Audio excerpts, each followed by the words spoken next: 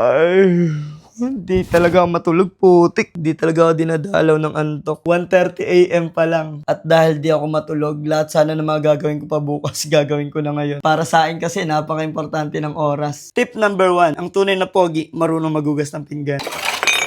Isang patak, isang katutak. Sa totoo lang, simula nagbuod kami ng asawa ko, dun ko naintindihan na ang hirap pala talaga na nandito ka lang sa bahay. Para sa akin, mas mahirap pa sa nagtatrabaho ng 8 hours tulad natin. Madalas kasi sinisilip nating mga lalaki, mas mabigat yung 8 hours natin trabaho. Pero di ko naman nilalahat. Imagine, maghapon sila mag-aalaga ng bata, maghuhugas, maglilinis, maglalaba pa yung mga yan. Kaya wag natin iismulin yung mga nanay. Kahit papano, maabawas tayo sa mga ginagawa nila. Kung kaya natin tulungan, pagtaas ng trabaho natin, tulungan natin. Hindi na para magreklamo. Saludo talaga ako sa mga tatay na gumagawa talaga ng gawaing bahay. It's been a long day, you're breaking my heart. Tip number 2, hindi lang basta pogi, dapat marunong din maglinis ng inidoro. Pero sa mga kapwa ko naman lalaki hindi porket naglinis kayo is matutuwa na yung asawa nyo. Kasi di talaga natin maintindihan ang ugali ng mga babae. Naglinis ka na nga, tapos sasabihin pa, ba't ganito? Dapat sobrang linis. Ba't mo inusog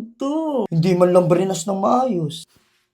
Tip number 3, tayong mga pogi, hindi lang dapat basta humarap sa pagsubok. Dapat marunong din tayo magwalis ng alikabok. Masarap kaya yung feeling nagigising kayo ng walang kalat. Pag makalat, nakaka-bad trip Kaya mas magandang pag may mga extra time ka, gawin mo na yung mga dapat gawin. Hindi yung ipagpapabukas mo pa. Tip number 4, dapat hindi lang basta pogi lang. Huwag puro pa pogi Dapat marunong ka rin gumawa ng gawaing bahay. At syempre sa mga poging tulad ko, hindi naman kabukasan sa atin yung mga gantong gawain. Ma-pride lang talaga tayo. Or minsan, alam kong pagod din tayo sa trabaho, pero isipin pa din natin na yung mga mahal natin sa buhay na naiiwan sa bahay, hindi lang sila basta nasa bahay. Kasi para sa akin at sa pananaw ko, mas mahirap talaga yung mga gawaing bahay. Pananaw ko lang yun Baka may magalit na naman yan. May mag-comment na naman ng kung ano-ano. Ginagalit niyo ang pogi. At last tip para mas maging pogi ka na, ang tunay na pogi, hindi dapat mareklamo. Dahil lahat ng karekla-reklamo, gawin nating aral para sa pagharap natin sa mga problema, sa pangarap at sa pang-araw-araw na buhay. Pag napanood mo tong video na to, i-comment mo na lang sa baba na pogi rin ako. Salamat! Tulog na ulit ako.